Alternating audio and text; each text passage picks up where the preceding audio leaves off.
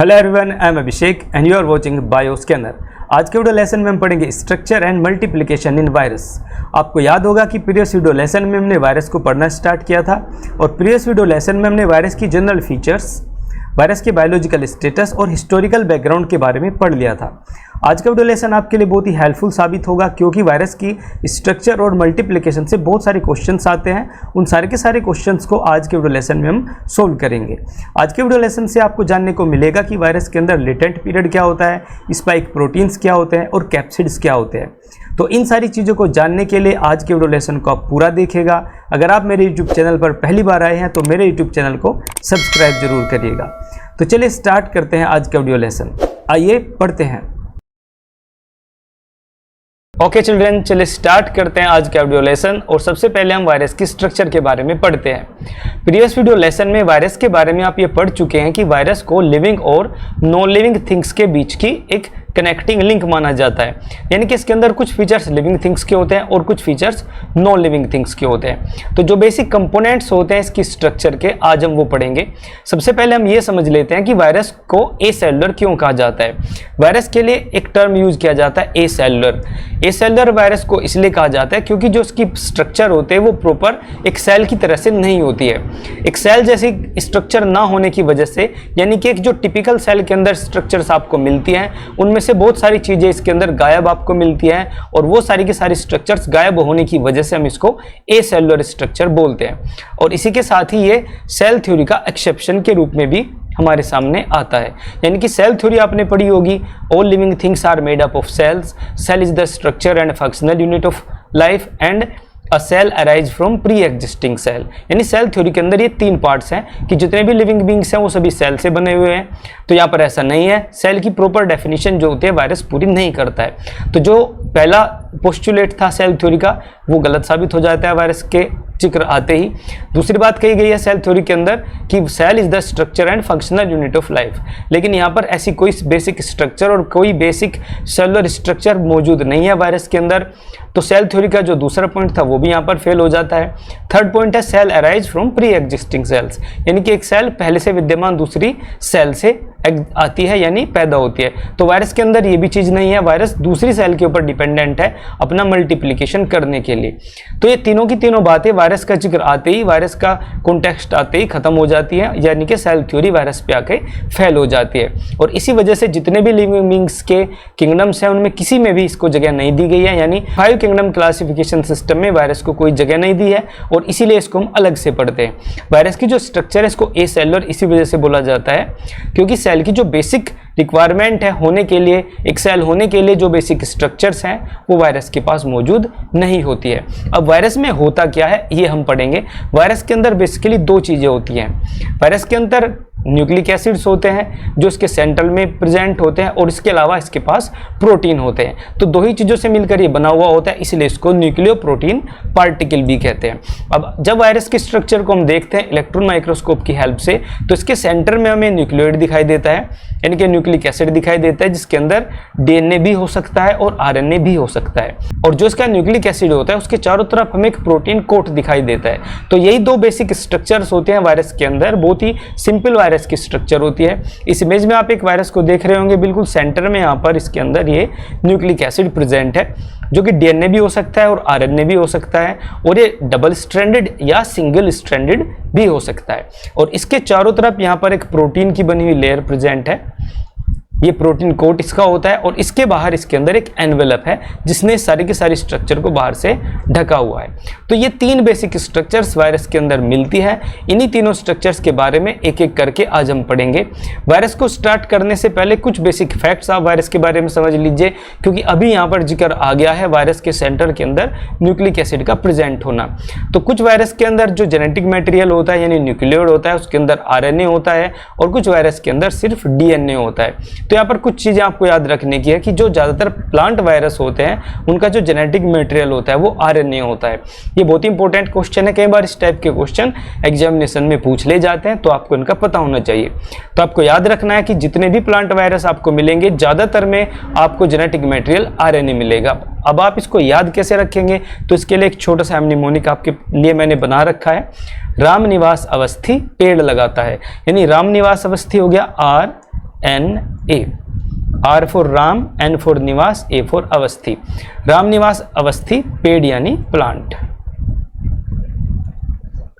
तो ये plant virus के पास क्या मिलेगा? RNA। तो इस सेंटेंस से आपको ये याद रह जाएगा कि जितने भी वायरस प्लांट्स को इन्फेक्ट करते हैं उनका जेनेटिक मटेरियल RNA होता है। सिर्फ एक इसका एक्सेप्शन है और यही कई बार पूछा गया है। कॉलीफ्लावर मोजेक वायरस जो होता है ये कॉलीफ्लावर के अंदर मोजेक डिजीज करता है और इसके अंदर जेनेटिक मटेरियल DNA होता है। ये एक एक्सेप्शन है, अदरवाइज ज़्यादातर प्लांट वायरस के अंदर RNA जेनेटिक मटेरियल होता है। अब जो एनिमल वायरस होते हैं उनके अंदर आपको DNA और RNA दोनों में से कोई भी मिल सकता है। यानी कि जितने भी अभी तक हमने एनिमल्स के अंदर डिजीज करने वाले वायरस की डिस्कवरी की है, जिनको हम एनिमल वायरस कहते हैं, उनके अंदर जेनेटिक मटेरियल DNA और RNA दोनों में से कोई भी हो सकता है। जिन वायरस के पास सिंगल स्ट्रैंडेड RNA होता है वो पहले DNA का सिंथेसिस करता है, उसको हम रिट्रोवायरस कहते हैं। ये वायरस की बेसिक मैकेनिज्म है, बेसिक फंक्शन है, इसको मैं आपको थोड़ा सा समझाता हूँ। जब हम इसका मल्टीप्लिकेशन पढ़ेंगे वायरस का तो वहाँ पर हम ये जानेंगे कि जो वायरस का जेनेटिक मटेरियल होता है ये इसको जो बैक्टीरिया या किसी भी होस्ट की सेल होते हैं उसके साथ एसोसिएट कर देता है। तो हमारी जो सेल्स होती हैं जैसे कि एक बैक्टीरिया की सेल हो गई या ह्यूमंस की सेल हो गई, उसके अंदर होता है DNA।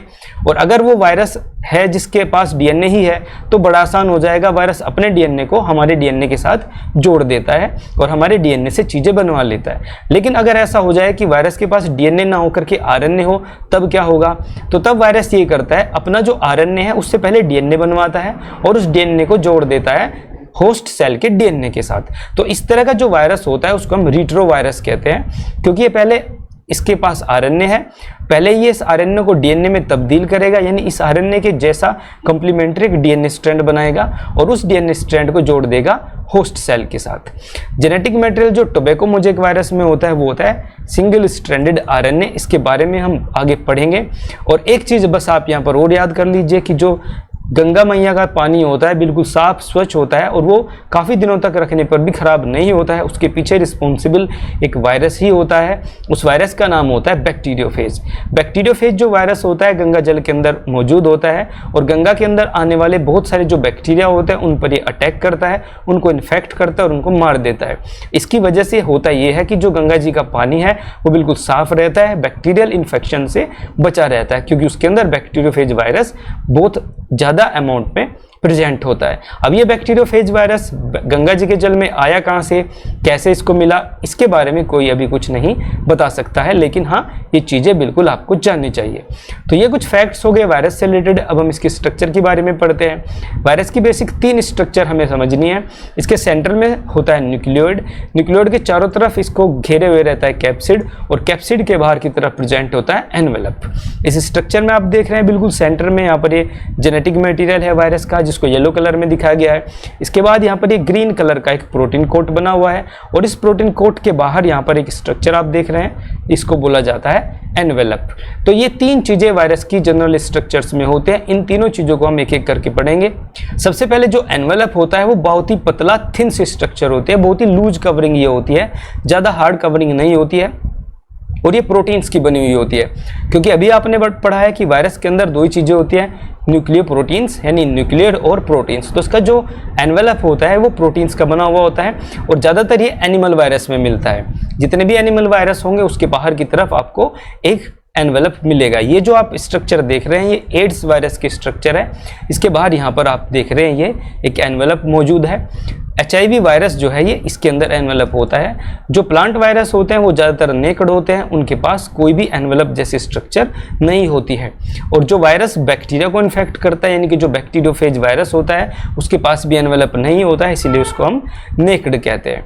अब जो एनवेलप होता है इसके अंदर बहुत सारी छोटी छोटी यूनिट्स, सब यूनिट्स भी होती हैं जो आपस में जुड़ जुड़ करके एनवेलप को बनाती है। तो इसके अंदर जो छोटी छोटी यूनिट्स होती हैं जो बाहर से हमें दिखाई देती हैं उनको हम कहते हैं पेप्लोमर्स या स्पाइक प्रोटीन्स। स्पाइक प्रोटीन की स्ट्रक्चर आप यहाँ पर देख पा रहे होंगे, यहाँ पर आपको स्पाइक जैसे स्ट्रक्चर एनवेलप से बाहर की तरफ निकली हुई दिखाई दे रही होंगी। इन स्ट्रक्चर्स को हम स्पाइक प्रोटीन्स कहते हैं। ये स्पाइक्स इन स्ट्रक्चर को हम बोलते हैं और ये स्पाइक प्रोटीन की बनी हुई होती हैं। इस प्रोटीन को हम एस प्रोटीन भी बोलते हैं। ये वायरल मेम्ब्रेन यानी वायरस का जो एनवलप है उससे एमर्ज होती हैं, उसी का एक पार्ट होती हैं ये यूनिट्स, बस ये थोड़ी सी बाहर की तरफ उभरी हुई सी आपको दिखाई देती है। और जो स्पाइक प्रोटीन्स होते हैं यही जिम्मेदार होते हैं एक वायरस को दूसरे बैक्टीरिया या दूसरे होस्ट की सेल्स के साथ एसोसिएट कराने में, यानी कि ये वायरस की एंट्री कराते हैं होस्ट सेल के अंदर।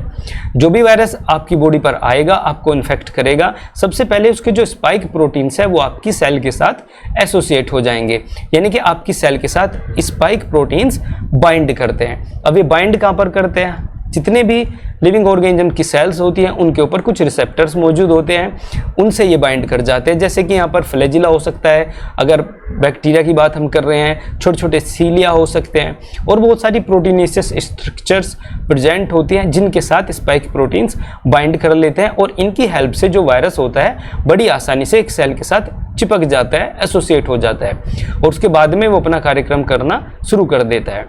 जो स्पाइक प्रोटीन्स होते हैं अलग अलग वायरस के अंदर उनकी शेप और स्ट्रक्चर अलग अलग टाइप की होती है।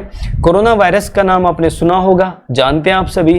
कोरोना का मतलब होता है क्राउन। इसके जो स्पाइक्स होते हैं वो बिल्कुल एक क्राउन की तरह से दिखाई देते हैं, जैसे कि एक राजा का जो क्राउन होता है वो आभूषणों से जड़ित होता है, इसी तरह से इसके जो स्पाइक्स होते हैं वो बहुत ही अलग अलग टाइप की शेप्स में दिखाई देते हैं, इसीलिए उसका नाम कोरोना वायरस रखा गया। तो कोरोना का नाम रखा गया स्पाइक प्रोटीन्स की वजह से। स्पाइक प्रोटीन्स अरेंज्ड होते हैं आउटर एनवेलप में। आउटर एनवेलप की छोटी छोटी सब यूनिट्स होते हैं, इनको पेप्लोमर्स भी कहा जाता है। ये एस प्रोटीन के बने हुए होते हैं, और स्पाइक प्रोटीन्स का काम होता है एक वायरस को दूसरे लिविंग ऑर्गेनिज्म की सेल के साथ एसोसिएट करने का। तो ये बेसिक स्ट्रक्चर हो गई सबसे आउटर एनवेलप की। नेक्स्ट जो स्ट्रक्चर आती है वो होती है प्रोटीन कोट की, जो सराउंड करता है जेनेटिक मटेरियल को। जो प्रोटीन कोट यानी कि ये इसका जेनेटिक मटेरियल है, उसके बाहर की तरफ ये प्रोटीन कोट ग्रीन कलर का आप देख रहे हैं, ये जेनेटिक मटेरियल को चारों तरफ से घेरे हुए है। जो प्रोटीन कोट होता है इसको हम बोलते हैं कैप्सिड। प्रोटीन का ये बना हुआ है और सेंट्रल न्यूक्लियोइड को ये सराउंड कर रहा है, इसको प्रोटेक्ट कर रहा है। अगर वायरस के पास कोई एंजाइम्स भी हैं जिनकी ये हेल्प लेता है तो वो सारे के सारे एंजाइम्स भी प्रोटीन कोट के द्वारा प्रोटेक्टेड रहते हैं, इनके चारों तरफ ये फैला रहता है। जो कैप्सिड होता है कई बार ये कुछ छोटी छोटी सब यूनिट से बना हुआ हमें दिखाई देता है। कुछ प्रोटीन्स होते हैं, कुछ एमिनो एसिड्स के ग्रुप्स होते हैं जिनसे मिलकर के कैप्सिड बना हुआ होता है। ये जो छोटी छोटी सब यूनिट्स अगर हमें दिखाई दे रही हैं तो इन सब यूनिट्स को हम बोलते हैं कैप्सोमियर्स। यहाँ पर आप देख रहे हैं इस इमेज में, यहाँ पर कोई भी सब यूनिट आपको दिखाई नहीं दे रही होगी, ये पूरी की पूरी एक यूनिफॉर्म स्ट्रक्चर के रूप में हमें दिखाई दे रहा है, तो हम इसको बोलेंगे कैप्सिड। लेकिन अगर हम टोबैको मोज़ेक वायरस को देखें, ये एड्स वायरस है, यानी कि ये HIV है। अगर हम टोबैको मोज़ेक वायरस के बारे में देखें तो यहाँ पर आप देख रहे हैं ये इसका जेनेटिक मटेरियल है, और इसके चारों तरफ यहाँ पर आपको कुछ स्ट्रक्चर्स दिखाई दे रही हैं जो कि प्रोटीन की बनी हुई हैं। तो ये जो स्ट्रक्चर है ये इसका कैप्सिड है, और ये छोटी छोटी यूनिट्स यहाँ पर आप देख रहे हैं जिनसे मिलकर कैप्सिड बना हुआ है, इन सब यूनिट्स को हम बोलते हैं कैप्सोमियर्स। तो ये कैप्सिड के स्ट्रक्चर और कैप्सोमियर्स होते हैं जो वायरस का जो जेनेटिक मटेरियल होता है, इधर इट इज DNA और RNA, इसको सराउंड करके प्रोटेक्शन प्रोवाइड करती है। अब जो जेनेटिक मटेरियल या न्यूक्लियोइड होता है वायरस का, वो बिल्कुल सेंटर में प्रेजेंट होता है, इसको भी हम यहाँ पर न्यूक्लियोइड ही कहते हैं, जैसे कि हमने बैक्टीरिया के अंदर न्यूक्लियोइड कहा था। क्यों कहा था ये भी आपको याद होगा, क्योंकि इसके पास कोई न्यूक्लियर मेम्ब्रेन नहीं होती है। अब ये जो न्यूक्लियोइड होता है ये सबसे ज़्यादा खतरनाक पार्ट होता है वायरस का, ये इन्फेक्टिव पार्ट होता है, दूसरी सेल के अंदर जा करके इन्फेक्शन यही करता है। करता ये क्या है, ये जो जेनेटिक मटेरियल है वायरस का ये एंटर कर जाता है सेल के अंदर, और हमारी जो मेटाबॉलिक एक्टिविटी है उसको कंट्रोल करना शुरू कर देता है। यानी हमारे DNA के साथ ये जो DNA है वायरस का वो जाकर के अटैच हो जाता है और हमारी सेल से अपने सारे काम करवाता है। यानी कि घर में आ जाता है, घुस जाता है एक चोर बन के, और घर के लोगों से सारे अपने काम कराता है और अपना काम करके, काम पूरा करके दफा हो जाता है। यानी कि हमारे घर में घुसेगा, हम इसे कहेगा कि जाओ बैंक में जाओ और वहाँ से पैसे निकलवा के लाओ, फिर वो पैसे हमसे लेगा और हमारे पैसे हम ही से निकलवा के लेकर के चला जाएगा। तो ये सारी एक्टिविटी इसका जो न्यूक्लियोइड है वही करता है, इसलिए इसको हम इन्फेक्टिव पार्ट भी बोलते हैं। जो न्यूक्लियोइड होता है ये DNA और RNA दोनों में से कोई भी हो सकता है। अब इसी तरह से हम वायरस की दो कैटेगरी बना देते हैं on the basis of presence of DNA and RNA। अगर जेनेटिक मटेरियल DNA है तो उस वायरस को हम कहेंगे डीऑक्सी वायरस, यानी कि ऐसा वायरस जिसके पास जेनेटिक मटेरियल DNA है उसको हम बोलते हैं डीऑक्सी वायरस। इसके अंदर जो DNA है वो डबल स्ट्रैंडेड या सिंगल स्ट्रैंडेड हो सकता है। सिंगल स्ट्रैंडेड ये और डबल स्ट्रैंडेड ये। तो इस तरह से उसका एक स्ट्रैंड भी हो सकता है या 2 स्ट्रैंड भी हो सकते हैं। तो जो वायरस अपने जेनेटिक मटेरियल में डीएनए को रखता है उसको हम बोलते हैं डीऑक्सी वायरस। इसके साथ ही कुछ वायरस के अंदर आपको जेनेटिक मटेरियल में आरएनए मिलेगा, उस वायरस को हम बोलेंगे राइबो वायरस। और राइबो वायरस के अंदर जो आरएनए है वो भी डबल स्ट्रैंडेड या सिंगल स्ट्रैंडेड हो सकता है। अब अगर यहाँ पर डबल स्ट्रैंडेड आरएनए है तो हम ऐसे वायरस को बोलते हैं रियो वायरस। ये टर्म भी आपको याद रखना है। Reo virus is a virus that has RNA as a genetic material and it is in double stranded form. तो reo, R for reo and R for RNA, और वो भी डबल स्ट्रैंडेड। तो यहाँ पर ये आपको याद रखना है। जितने सिंगल स्ट्रैंडेड वायरस है इनके कुछ एग्जांपल्स यहाँ पर दिए हुए हैं। कोरोना वायरस के अंदर सिंगल स्ट्रैंड होता है, टोबैको मोज़ेक वायरस के अंदर भी आरएनए का सिंगल स्ट्रैंड होता है, influenza virus, polio virus, foot and mouth virus, HIV virus, इन सभी के अंदर single stranded RNA molecule present होता है न्यूक्लियोइड के अंदर। तो ये कुछ जनरल स्ट्रक्चर्स हैं। इन स्ट्रक्चर्स के अलावा कुछ एंजाइम्स भी वायरस के अंदर आपको दिखाई देंगे जिनकी हेल्प से वो कुछ फंक्शंस कर सकता है। तो ये एंजाइम्स स्पेसिफिक होते हैं, अलग अलग वायरस के अंदर अलग अलग एंजाइम्स मिलते हैं। जैसे कि यहाँ पर एक एंजाइम होता है लाइसोजाइम, ये आपको मिलता है बैक्टीरियोफेज में। बैक्टीरियोफेज जो वायरस होता है ये बैक्टीरिया को इन्फेक्ट करता है, बैक्टीरिया की सेल का इस्तेमाल करता है अपना पॉपुलेशन इंक्रीज करने के लिए। और बैक्टीरिया की सेल के अंदर जाने के लिए, बैक्टीरिया की सेल के अंदर घुसने के लिए ये लाइसोजाइम का यूज करता है। लाइसोजाइम जो बैक्टीरिया की सेल वॉल होती है उसको ब्रेक कर देता है और उसके थ्रू ये अपना जेनेटिक मटेरियल ट्रांसफर कर देता है। तो lysozyme is present in bacteriophage. ये क्वेश्चन आपके एंट्रेंस एग्जामिनेशन में आ चुका है। रिवर्स ट्रांसक्रिप्टेज एक एंजाइम होता है, ये प्रेजेंट होता है रिट्रोवायरस के अंदर। रिट्रोवायरस आप समझ चुके हैं, इसका जेनेटिक मटेरियल जो होता है वो आरएनए होता है। आरएनए को पहले ये डीएनए में बदलता है। आरएनए को डीएनए में बदलने का जो काम होता है वही यहाँ पर रिट्रोवायरस के अंदर रिवर्स ट्रांसक्रिप्टेज एंजाइम करता है। इसके अलावा इन्फ्लुएंजा वायरस जो होता है हमारे अंदर हो जाता है फ्लू वगैरह, इसके अंदर जो एंजाइम होता है उसका नाम होता है न्यूरामिनिडेज। तो इन एंजाइम्स के नाम आप याद रखिएगा, ये वायरस की बेसिक स्ट्रक्चर का बहुत ही इंपॉर्टेंट पार्ट होते हैं। तो वायरस के अंदर अभी तक हमने स्ट्रक्चर पढ़ ली है, अब हम वायरस के अंदर मल्टीप्लिकेशन पढ़ते हैं। अब हम जानने की कोशिश करेंगे कि एक वायरस कैसे मल्टीप्लाई करता है। यहाँ पर हमने वायरस के लिए मल्टीप्लिकेशन वर्ड का यूज किया है, हमने वायरस के लिए रिप्रोडक्शन टर्म का यूज नहीं किया है। उसका बेसिक कारण यह है कि वायरस के पास कोई भी सेलुलर स्ट्रक्चर नहीं होती है, सेल जैसी कोई भी स्ट्रक्चर यहाँ पर नहीं होती है। इसी वजह से हम ये समझते हैं, हम ये बोलते हैं कि वायरस रिप्रोड्यूस नहीं करता है, अपने नंबर्स को बढ़ाता है या मल्टीप्लाई अपने आप को करता है।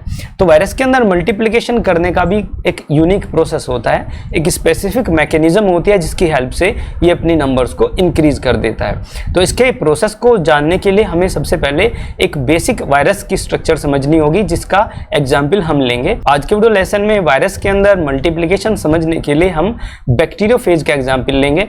बैक्टीरियोफेज के बारे में आप ये जानते होंगे कि बैक्टीरियोफेज एक ऐसा वायरस होता है जो बैक्टीरिया को इन्फेक्ट करता है, इसी वजह से इसका नाम बैक्टीरियोफेज रखा हुआ है। तो इसकी बेसिक स्ट्रक्चर क्या होती है आप वो समझ लीजिए, इसके बाद में हम इसकी हेल्प से यानी बैक्टीरियोफेज के एग्जाम्पल की हेल्प से हम बैक्टीरिया के अंदर वायरस का मल्टीप्लिकेशन प्रोसेस समझेंगे। तो जो बैक्टीरियोफेज होता है उसके अंदर एक हेड होता है। हेड यहाँ पर आप देख रहे हैं, एक पॉलीहेड्रल स्ट्रक्चर यहाँ पर प्रेजेंट है। हेड जो होता है ये इसका कैप्सिड होता है और ये कैप्सोमियर्स का बना हुआ होता है। हेड के अंदर यहाँ पर आप जेनेटिक मटेरियल देख रहे हैं। बैक्टीरियोफेज के अंदर जो जेनेटिक मटेरियल होता है वो डबल स्ट्रैंडेड डीएनए भी हो सकता है या फिर ये आरएनए भी हो सकता है। तो ये इसका जेनेटिक मटेरियल होता है और ये इसका हेड होता है। हेड के नीचे यहाँ पर आप एक होलो स्ट्रक्चर्स देखते हैं। ये जो होलो स्ट्रक्चर होते हैं इसको इसकी टेल बोलते हैं। ये जो टेल होती है ये छोटे छोटे सर्कुलर रिंग्स की बनी हुई होती है और इसके नीचे एक और रिंग प्रेजेंट होता है जिसके नीचे स्पाइक्स लगे हुए हैं। इस रिंग को हम बेसल रिंग बोलते हैं। जो ये बेसल रिंग होता है इससे बहुत सारे टेल फाइबर्स यहाँ पर निकले हुए होते हैं। तो यहाँ पर 6 टेल फाइबर्स होते हैं बैक्टीरियोफेज के पास में। तो ये बैक्टीरियोफेज की कॉमन सी स्ट्रक्चर होती है। इसके पास एक हेड है जो कि कैप्सिड होता है यानी प्रोटीन का कोट होता है, कैप्सोमियर्स का बना हुआ होता है। हेड के अंदर इसका जेनेटिक मटेरियल होता है। हेड से नीचे एक टेल होती है इसकी जो कि होलो ट्यूब लाइक स्ट्रक्चर होती है, छोटी छोटी रिंग्स से बनी हुई होती है। और सबसे नीचे जो बेसिक बेसल पार्ट में प्लेट होती है, उसको बेसल प्लेट बोला जाता है, उससे 6 स्पाइक्स निकले हुए होते हैं और यहाँ से टेल फाइबर्स भी निकले हुए होते हैं। ये जो टेल फाइबर होते हैं इनकी हेल्प से बैक्टीरियोफेज बैक्टीरिया की सेल के साथ एसोसिएट हो जाता है। तो हम एग्जाम्पल लेंगे बैक्टीरियोफेज का, और जिस तरह से एक बैक्टीरियोफेज बैक्टीरिया की सेल को इन्फेक्ट करता है वो प्रोसेस हम समझेंगे, और इस प्रोसेस के बेसिस पर आप ये समझ जाएंगे कि और जो वायरस होते हैं वो कैसे अपने आप को मल्टीप्लाई करते हैं। सभी वायरस के अंदर बेसिक प्रोसीजर मल्टीप्लाई करने का यही होता है। तो ये जो मल्टीप्लिकेशन का प्रोसेस है हम कुछ स्टेप्स में इसको समझते हैं। सबसे पहला स्टेप होता है इसका अटैचमेंट, सेकेंड स्टेप होता है entry into the host, third step is synthesis, fourth one is assembly and fifth one is virion release. इन सारे के सारे स्टेप्स को समझने के लिए एक छोटी सी कहानी मैं आपको बताता हूँ, वही कहानी यहाँ पर लिखी हुई है। इसकी हेल्प से ये सारे के सारे स्टेप्स आपको बड़ी आसानी से याद हो जाएंगे। आप याद कीजिए कि आपके घर में जब कोई मेहमान आते हैं, कोई गेस्ट आते हैं, तो जैसे ही वो आपके गेट पर आते हैं सबसे पहले क्या होता है? सबसे पहले आपके घर में से कोई भी बड़ा मेंबर या जो भी उपलब्ध होता है वो जाता है गेस्ट को रिसीव करने के लिए, और गेस्ट को रिसीव करने के लिए आप उससे हाथ मिलाते हैं, गले मिलते हैं, यानी उससे आप पूरा अटैचमेंट शो करते हैं कि हम आपसे बहुत ही अटैच्ड हैं। तो सबसे पहला स्टेप भी यही होता है, जब एक बैक्टीरियोफेज किसी बैक्टीरिया को इन्फेक्ट करता है, उसके पास आता है, तो सबसे पहले अटैचमेंट शो करता है, यानी कि ये अटैच हो जाता है बैक्टीरिया से। तो ये अटैचमेंट हो गया। आपके घर में मेहमान आए, आपने उससे हाथ मिलाया, गले लगाए, जिस टाइप का वो मेहमान है, जितना इंपॉर्टेंट मेहमान है, उसी हिसाब से आप उसको अपना अटैचमेंट शो करते हैं। उसके बाद में आप उसको अंदर लेके जाते हैं कि चलें यहाँ पर ड्राइंग रूम में आप जाके बैठिए। तो जैसे आप उसको ड्राइंग रूम में लेके जाते हैं तो आपके घर के अंदर आपके गेस्ट की एंट्री हो जाती है। तो ये सेकेंड स्टेप है यहाँ पर, एंट्री इनटू द होस्ट। यानी दूसरे स्टेप में जैसे ही यहाँ पर एक बैक्टीरियोफेज बैक्टीरिया के पास आता है, उसके बाद में इसकी एंट्री होस्ट के अंदर हो जाती है। अब एक मेहमान था, आपके घर में आया, आपने उससे हाथ मिलाया और उसको अपने ड्राइंग रूम में जाकर के बिठा दिया।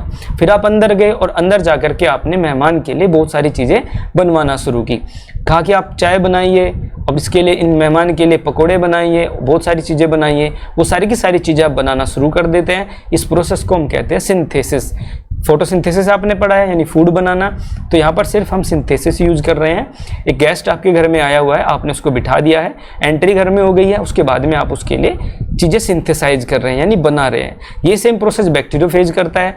थर्ड स्टेप में ये अपने लिए चीज़ें सिंथेसाइज करवाना शुरू कर देता है। तब एक गेस्ट आपके घर में है, आपने उसके लिए बहुत सारी चीज़ें बना ली, आपने उसके लिए चाय बना ली है, पकोड़े बना लिए हैं, समोसे बना लिए हैं और नमकीन बिस्किट वगैरह आपने रख दिए हैं। अब उन सारी चीज़ों को आप एक जगह असेंबल करेंगे, यानी एक बड़ी सी ट्रे लेंगे, उस ट्रे में छोटी छोटी प्लेट्स में सारी चीज़ें आप रख देते हैं। तो ये स्टेप होता है यहाँ पर फोर्थ स्टेप, इसको हम बोलते हैं असेंबली। अब यहाँ पर बैक्टीरियोफेज भी यही करेगा, जितना भी सारा सामान इसको मिला है एक बैक्टीरिया के अंदर से, उस सारे सामान को ये असेंबल कर लेता है। सारा चीज़ें असेंबल करने के बाद में, सारा खाना निपटाने के बाद में मेहमान आपके घर से चले जाते हैं, यानी रिलीज कर देते हैं आप उसको। ये फिफ्थ स्टेप होता है। तो इस तरह से एक गेस्ट का एग्जाम्पल आपने लिया, गेस्ट के घर में आने, ड्राइंग रूम में बैठने, उसके लिए चीज़ें बनाने, उन सारी चीज़ों को लेने और उसके बाद में बाहर चले जाने के जो पूरा का पूरा प्रोसेस है, इस प्रोसेस की हेल्प से आप वायरस के मल्टीप्लिकेशन को याद रख सकते हैं। तो यहाँ पर वायरस के मल्टीप्लिकेशन के 5 स्टेप्स दिए गए हैं। सबसे पहला स्टेप हम स्टार्ट करते हैं। सबसे पहला स्टेप होता है अटैचमेंट। अटैचमेंट से आपको याद होगा कि ये गेस्ट आए थे, गेस्ट से आपने हैंडशेक किया था और गले मिले थे। तो यहाँ पर क्या हुआ, यहाँ पर एक बैक्टीरियोफेज, ये वायरस है, एक बैक्टीरिया के ऊपर ये अटैच करता है, यानी अपने आप को यहाँ पर ये अटैच कर लेता है। अटैच करने के लिए अपने टेल फाइबर्स का इस्तेमाल कर लेता है और अपने टेल फाइबर्स से ये कुछ स्पेसिफिक रिसेप्टर्स के साथ खुद को एसोसिएट कर लेता है।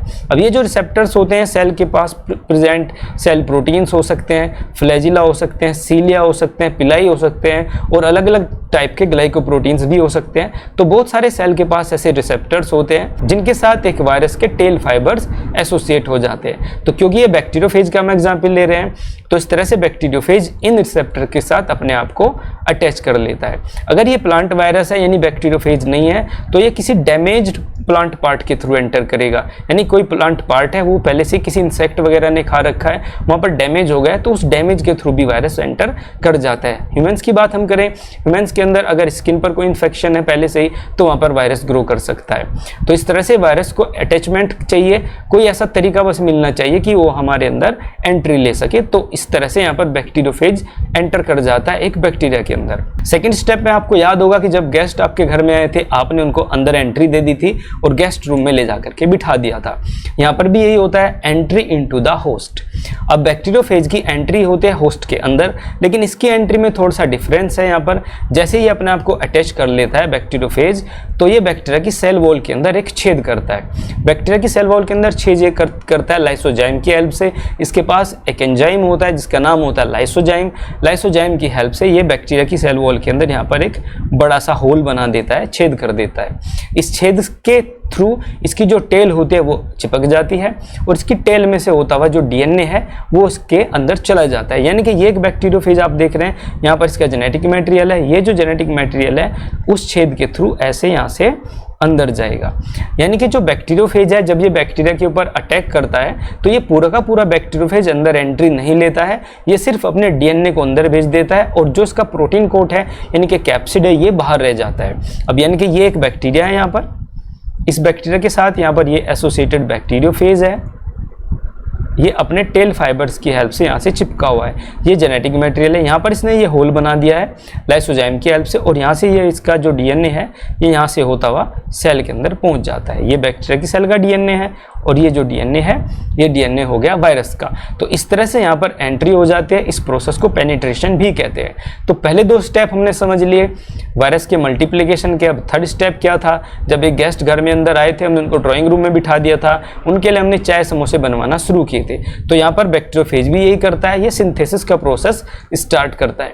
अब एक बैक्टीरियोफेज क्योंकि यहाँ पर अपना मल्टीप्लिकेशन कर रहा है, तो अब एक ये बैक्टीरिया की सेल हो गई और एक ये बैक्टीरिया का डीएनए हो गया, ये जो आप देख रहे हैं रेड कलर में। यहाँ पर हम दूसरा डीएनए ले लेते हैं ग्रीन कलर से। ये जो ग्रीन कलर से डीएनए मैंने लिया है ये है एक बैक्टीरियोफेज का डीएनए, क्योंकि सिर्फ डीएनए ही अंदर आया था तो ये यहाँ पर अपने डीएनए को एसोसिएट कर देता है। और डीएनए को जैसे ये एसोसिएट करता है उसके बाद में ये डीएनए को आदेश देता है, कमांड करता है कि आप मेरे लिए ये चीज़ें बनाइए। यानी कि ये पूरी की पूरी सेल की जो मशीनरी है उसको हाईजैक कर देता है। हाईजैक करने के बाद में ये इससे अपने लिए चीज़ें बनवाना स्टार्ट करता है। अब एक जो वायरस होता है उसके अंदर होता क्या है, ये आप पढ़ चुके हैं कि वायरस के अंदर कैप्सिड्स होते हैं, टेल फाइबर्स होते हैं। तो वो सारी की सारी चीज़ें ये बैक्टीरिया की सेल से अपने लिए बनवा लेता है। बहुत सारे एंजाइम्स यहाँ पर यूज किए जाते हैं, जैसे कि यहाँ पर डीएनए पॉलीमरेज एंजाइम का यूज किया जाता है। अपने जैसे बहुत सारे डीएनए के फ्रेगमेंट्स से बनवा लेता है और अपना जो बेसिक कैप्सिड और प्रोटीन वाला पार्ट होता है वो भी ये बनवाना शुरू कर देता है। तो अब ये जो डीएनए है ये सारा का सारा काम पे लग गया है और यहाँ पर इसने कुछ कैप्सिड्स बना दिए। ये देख रहे हैं ये खाली कैप्सिड एक बन गया है, एक और कैप्सिड बैक्टीरिया की सेल के अंदर बन चुका है, एक और कैप्सिड बना देते हैं हम, यहाँ पर 3 कैप्सिड बना देते हैं। तो इस तरह से इसने 3 कैप्सिड्स बनवा लिए हैं बैक्टीरिया की सेल से। फिर ये अपने डीएनए की भी कॉपी बना लेता है, तो अपने डीएनए की भी कॉपी ये प्रिपेयर कर लिया है। तो इस तरह से पूरी की पूरी मशीनरी को इसने हाईजैक कर लिया है और अपने लिए सारी की सारी चीज़ें सिंथेसाइज करा ली है। अब जितने टाइम में ये अपने लिए सारी की सारी चीज़ें सिंथेसाइज कराता है, अपने कंपोनेंट्स को बनाता है, तो थोड़ा उसको टाइम लगता है, कुछ समय वो लेता है, जिससे सारी की सारी सेल को पूरी तरह से बर्बाद कर दे और उस सेल से अपना सारा का सारा रिक्वायर्ड चीज़ें बनवा सके। तो जितना टाइम एक वायरस को लगता है अपनी इस तरह से ग्रो करने में एक सेल के अंदर, उस टाइम को हम बोलते हैं उसका लेटेंट पीरियड। लेटेंट पीरियड जो होता है ये वायरस टू वायरस वेरी कर सकता है, यानी अलग अलग वायरस में लेटेंट पीरियड अलग अलग हो सकता है। तो ये तो बात थी डीएनए की। अगर डीएनए जेनेटिक मटेरियल है एक वायरस के पास में, तो उसको वो बड़ी आसानी से बैक्टीरिया के डीएनए के साथ एसोसिएट कर देता है। लेकिन कुछ कंडीशंस ऐसी होती हैं कि जो बैक्टीरियोफेज का जेनेटिक मटेरियल है या एक वायरस का जेनेटिक मटेरियल है वो आरएनए डीएनए नहीं है। तो यहाँ पर ये ग्रीन कलर का आप डीएनए देख रहे हैं, ये एक बैक्टीरिया का डीएनए है और अभी यहाँ पर एक वायरस आया, इस वायरस ने अपना जेनेटिक मटेरियल अंदर भेज दिया। ये जो जेनेटिक मटेरियल है ये है आरएनए, डीएनए ये नहीं है।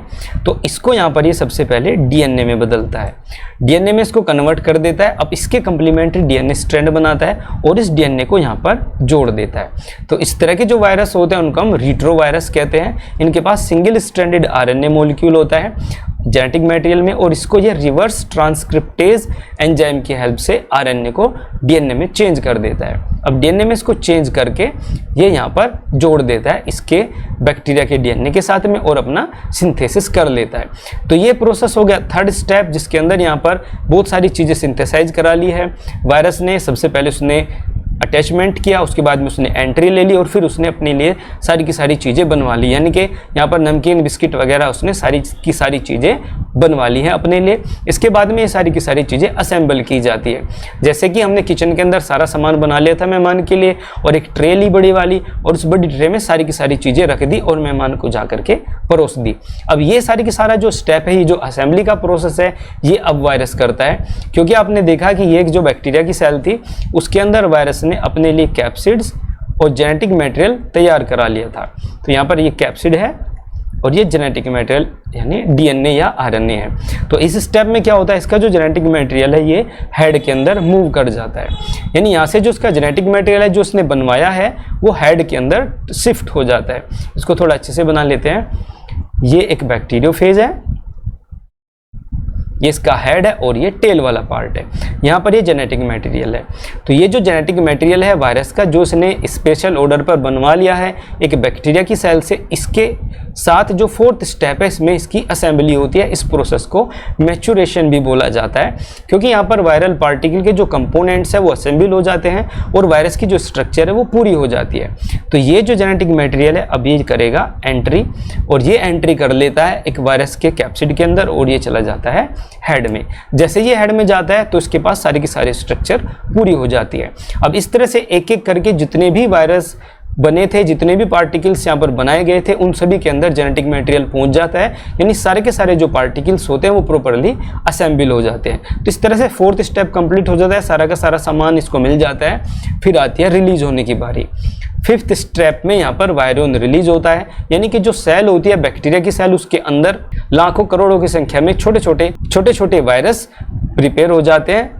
वायरस के छोटे छोटे पार्टिकल्स इकट्ठा हो जाते हैं और बहुत सारे वायरस यहाँ पर बन जाते हैं। फिर ये लाइसोजाइम की फिर से हेल्प लेते हैं और जो बैक्टीरिया की सेल वॉल है उसको ब्रेक डाउन कर देते हैं। बैक्टीरिया की सेल वॉल को ब्रेक डाउन करके बहुत सारे वायरस बैक्टीरिया की सेल से बाहर रिलीज हो जाते हैं। तो ये बेसिक प्रोसेस होता है वायरस के अंदर मल्टीप्लिकेशन का। इस प्रोसेस में आपने देखा होगा कि यहाँ पर रिप्रोडक्शन जैसी कोई चीज नहीं हुई है। यहाँ पर ना तो एसेक्सुअल रिप्रोडक्शन हुआ है, ना ही यहाँ पर मेल एंड फीमेल गैमेट्स की फॉर्मेशन हुई है। इसी वजह से इस प्रोसेस को हम डायरेक्टली मल्टीप्लिकेशन बोलते हैं। तो वायरस के मल्टीप्लिकेशन के साथ ही मैं आज के वीडियो लेक्चर को कंक्लूड करता हूं। मुझे उम्मीद है कि वायरस के मल्टीप्लिकेशन से रिलेटेड सारी की सारी चीज़ें आपको समझ में आ गई होंगी। अगर कोई चीज़ आप नहीं समझ पाए हैं, कोई डाउट है आपका, तो आप उसको कमेंट बॉक्स में ज़रूर लिखिएगा। अब मैं मिलता हूं आपसे नेक्स्ट वीडियो लेसन में। Till then bye bye, thank you for watching.